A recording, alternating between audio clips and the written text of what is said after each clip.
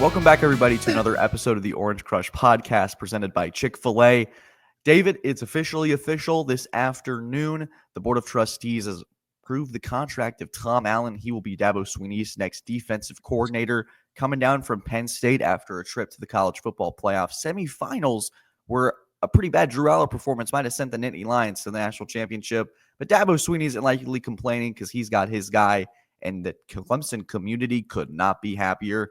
David, after a couple weeks of Wes Goodwin fired, would not be, whatever that could be, it's all done. Defensive coordinator is solidified. Your instant reaction when you got the news a little bit early?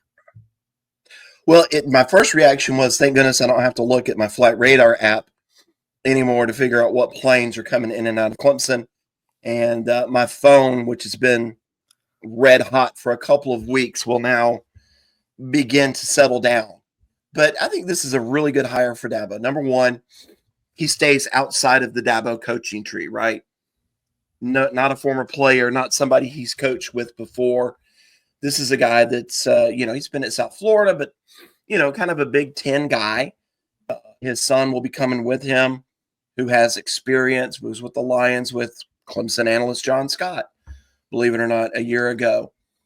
So this is a really good hire. He goes outside of the family. He gets a proven guy, a guy who knows how to coach defense with similar tendencies to what we saw with Brent Venables. We'll get into that in a second. But most of all, a culture fit with the program. This isn't going to be a guy that's going to come in and rock the boat. And, he's already said he's not looking for another head coach job, a la Matt Luke, who, by the way, they coached together at Ole Miss for a couple of years. Matt Luke's like, I'm done with the whole head coach thing.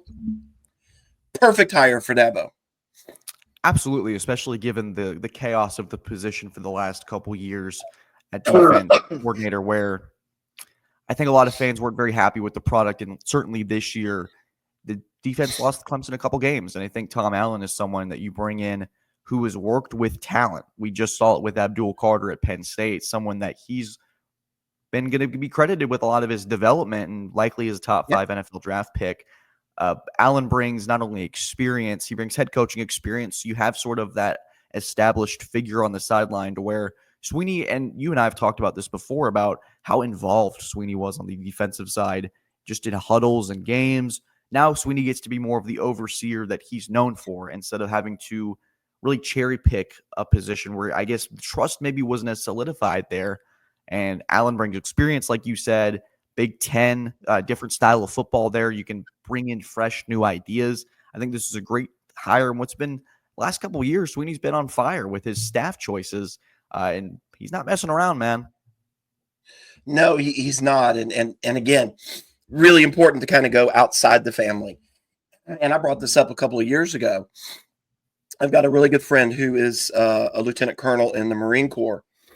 And he said one of the tenets, whether you are a Marine, whether you're a soldier, whether you're an airman, or, if you're in the Navy, one of the tenets is that if you have an enlisted man or a non-com come up, somehow they earn an officer's commission, or you have a lieutenant who's going to take over, a captaincy somewhere, they send them outside of the company. You don't stay in that same place. You grow and you go. And that way you always have fresh ideas coming in. You always have fresh thought. Excuse me, I'm battling a little bit of a cold here.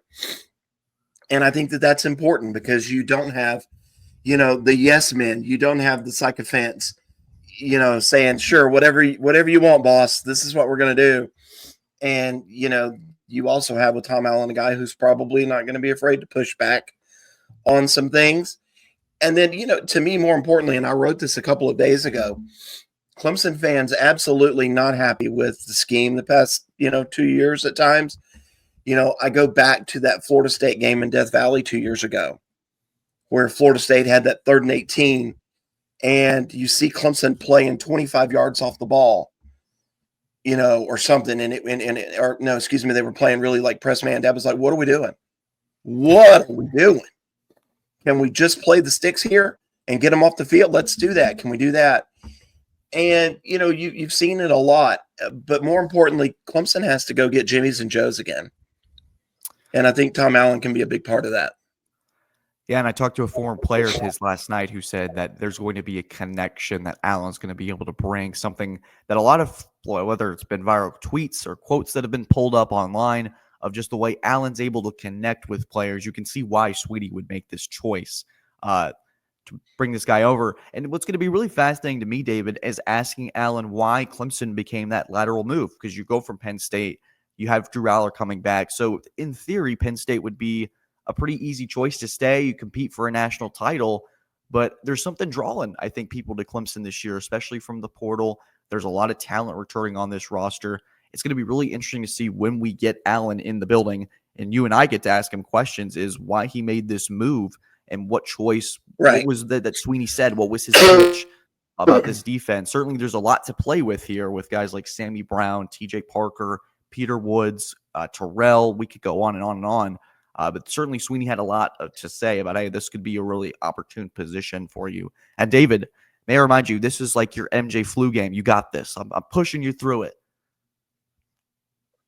That's all right. Yeah, I'm on antibiotics. We'll see how this goes. But yeah, I think two things. Number one, somebody texted me a little bit ago and said that Tom Allen, and we've heard this elsewhere, has family in the Carolinas. He has grandchildren here. Moving to this region was very important to him, and then I don't think you could overlook the fact, and I don't know that I don't know this for a fact. He can be a little bit of a pill. I don't think guys exactly like working for Franklin at times, and you go in and you get a year of that and you go, I can go work for Dabo, who's a family guy. And things can be a little bit more relaxed at times, even though I don't think anybody in that building's been relaxed the last couple of weeks. I think there are a lot of things. Yeah, and Clemson has a shot at going to a national title next year. Penn State's probably going to have some work to do to kind of get back in that conversation. So I think there's a lot of reasons why you would come to Clemson. And then if he had talked to Matt Luke at all, Matt Luke's like, hey, this is the place you want to be. You go, okay, and then I'm coming. Yeah, it's probably a lot easier for retention when you look at sort of the body of work that Clemson put together this year in particular, where movement is everything in college football nowadays. And you're Tom Allen simply watching from afar, maybe having a conversation or two with Matt Luke. You have an idea, maybe there's an opening down there and saying, hey, we really didn't lose a ton of players. You're not having to overhaul scheme-wise. And a lot of Clemson's losses on the defense were because players had to go to the NFL. Like there was no choice here or there. You had Trey Williams going to the portal, but he was already announcing that he was going to be departing regardless. So I think for Allen in this defense, not only does the move bring lots of excitement for next year, but it's a matter of there's stability back at that position and where there wasn't really the last 3 years. And the experiment for Wes Goodwin, for what it was worth, maybe Sweeney you got to try it out. It felt like maybe Patricia on the offensive side, if you're a Patriots fan there, just talking about things that maybe immediately probably didn't work, and you're just going to have to reap the consequences of it. But for Sweeney, getting Tom Allen's a pretty solid way to maneuver around that. Well, and let me throw this out there. I talked to a former player yesterday, and I had sent him a text day before yesterday saying, hey, I think we're close on Tom Allen here. And he said that in some ways he loves Wes. Wes Goodwin was set up to fail. Wes Goodwin should have been in the box, not down on the field with the players. He should have been the mad scientist, sat up in the box with his headphones on and been allowed to cook, right? And then the fact that Wes had never really been a position coach anywhere, and all of a sudden you're not only made a position coach, sure, he coached the safeties or the corners when, I think Clemson was waiting on Mike Reed way back when. Something like that. But never been a position coach, never been an on-field guy, never been a coordinator, and all of a sudden you're both. You're all of them together at once. And Wes is a really bright guy and probably should have been brought along gradually, like every other coach. We're going to make you a position coach now, right? We're going to let you coach corners or safeties or whoever. Clemson didn't have positions there. Maybe you moved Mickey Kahn and done something else with Wes at that particular particular point. I hope Wes can take this experience. I hope he can grow from it. I think he's a bright guy. I think he will take the lessons learned here. I do think he was set up to fail. I don't think that there was any part of that that was going to allow Wes Goodwin to succeed. That's what I'm going to say. And I think that Clemson has made, or Dabo has made, the absolute right decision with Tom Allen. Yeah, for sure. And you not only bring stability, you bring a connection. Allen comes to a 2025 team that's going to have a lot more expectations now than it did prior, especially on the defensive side. I think the one thing that I looked at when the name was starting to be floated around was, okay, what are the numbers? And for Penn State, they're a top 10 defense through and through. And I don't think it's a matter of Allen coming to a regressed defense in terms of talent. I think Clemson on Penn State, it's a very comparable look in terms of what we're getting in terms of on-field play. So there's not going to be if he's coming to Clemson, is it going to be like, is he not going to be working with as much? No, he's going to be working with a lot. And that top 10 defense, that mind, reminds you a lot of Venables. Talking to a player last night, said he's got an aggressive style that reminds him of Coach Venables. So there's going to be maybe a familiarity where Clemson fans may see a package or two that go, oh, that reminds me of the old days. And so when you have these players, I think it's going to be almost a return to form. You bring this loaded offense back. You have your defensive coordinator set. I think in the coming days, David, there's going to be a lot of that hype train. It's going to fill up a bit. It's no longer the Roy bus with Clemson. It's just this train that's going down the tracks, and fans are hopping on when they can, because I think 2025 now is setting up to be a potentially special year now that you've made the right hire. It was always dependent on whether you could do that and what Sweeney had at his with the resources he was given, and makes the right choice to move off from Goodwin, and now brings in a defensive coordinator that sort of reminds players that we've talked to about that guy, the one that maybe statues could be built for Venables. Jimmy Green Beans. And yeah, let's talk about this too. Scheme wise, he runs a 4-2-5. Okay, well, I don't really know football. What does that mean? Well, that means 4 down linemen, 2 linebackers, and 5 kind of in the secondary. But as part of his 4-2-5, and Clemson went away from what was essentially a 4-2-5 kind of late in the season to get Sammy Brown on the field with Barrett Carter and Wade Woodaz, and went to more of a 4-3 look. But a 4-2-5 is not all of that different in that, sometimes, you can have 5 defensive backs, but with Tom Allen, he likes to employ a jack. Now, sometimes the jack can be the weak side linebacker, right? Or you can have a buck, whatever you want to call him. But with a jack in his Penn State defense, he called that position the lion. I don't know if it'll be a tiger or a jack here, but that's somebody who can, kind of play multiple positions, a la Isaiah Simmons. Remember when Isaiah was a linebacker / lining up at defensive end / lining up at safety? He was just a defender. Right, he was a defender. Could that be Jeremiah Alexander's spot on the Clemson football team? Certainly could. Line up at defensive end, he's kind of done stuff like that. Could it, could it be Wade Woodaz? Like, I don't know how he's going to do that, but I think that's going to be the fun part of the spring, is starting to see how all of this begins to play out with his defense. He's got Khalil Barnes back. They've got to find, another safety. They've got their corners that they really like. I think the linebacker spot is good. Now that you've added Alexander, you've got D. Creighton, you've got, Kuba Taylor. So you've got some guys there now. I think, there's a few other spots that we can get into in the portal, but we'll get into that in later podcasts. But that's going to be the fun part of the spring, is seeing how he begins to lay all of this out. We'll get to lay eyes on Will Helt at defensive end. We'll get to lay eyes on, TJ Parker. Man, and this is just so important. Peter Woods gets to move back inside where he belongs. Going back to form, man. I mean, it's so important. Where he belongs. Absolutely. And I think we're probably going to see that with Will Helt coming to Clemson and being that solidifying opposite contributor to TJ Parker. What really fascinates me is that Jeremiah Alexander piece, is how someone that came in when he transferred to Clemson, it's the matter of, okay, this is a linebacker, edge rusher that hasn't really had the chance to find his footing yet as a collegiate athlete. And when you bring in a guy like Allen, who brings in sort of a wackier, funkier defense in the best way possible, and can utilize athletes in the best way, best manner, I think Alexander has a potential in the spring. We might see him on the field early as someone to say, we really want to use this athleticism on the field. We can't just let him sit on the sideline. And you sort of throw him out there. You try to give him a chance to really revive his collegiate career, where at Alabama, he was playing maybe a snap or two per game and now really gets to have a fresh start. And this is where that Allen piece may come in, is the utilization of the portal.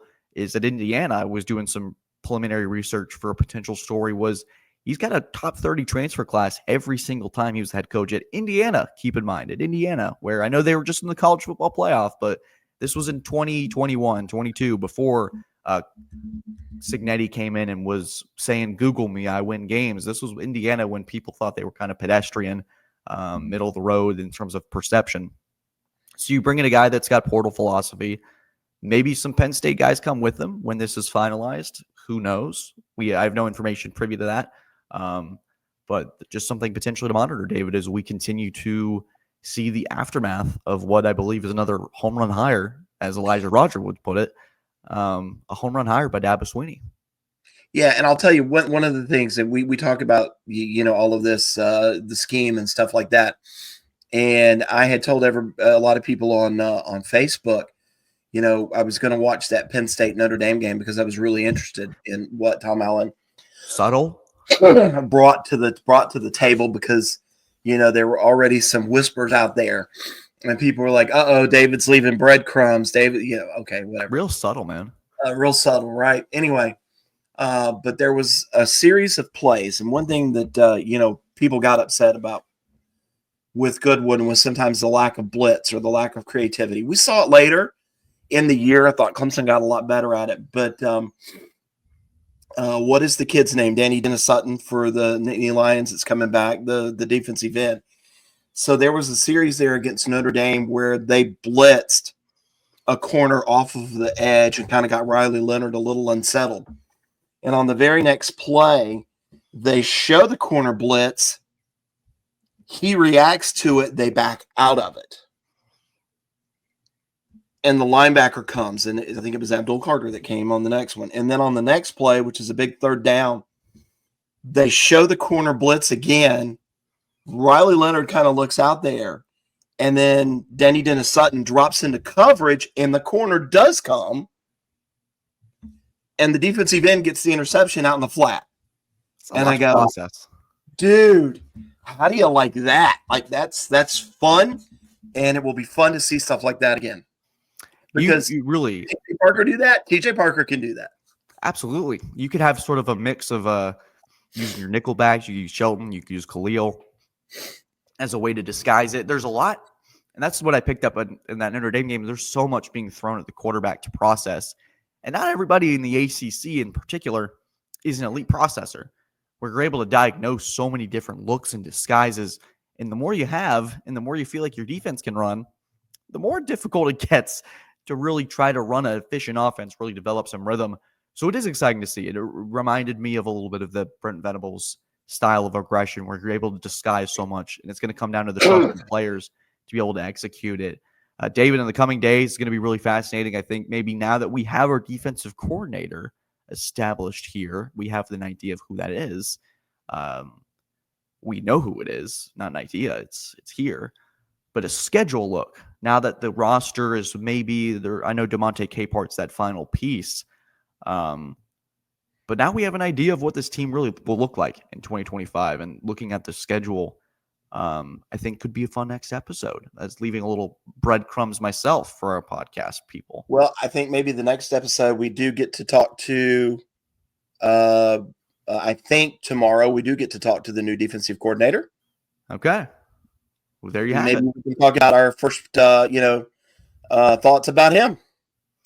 Well, there we go. And there you have it, guys. Thank you so much for tuning into this Instant Reaction podcast. Tom Allen is Clemson's defensive coordinator, and we're excited to get to talk to him at his press conference coming very soon. First impressions of that will be following along with it. Guys, thank you so much. Thank you to Chick-fil-A. You can see just flashed across the screen for sponsoring this podcast. As always, as well as Lisa Nason and Nason Accounting. Guys, thank you as always for tuning in, and stay safe with all the winter stuff going on. Take care.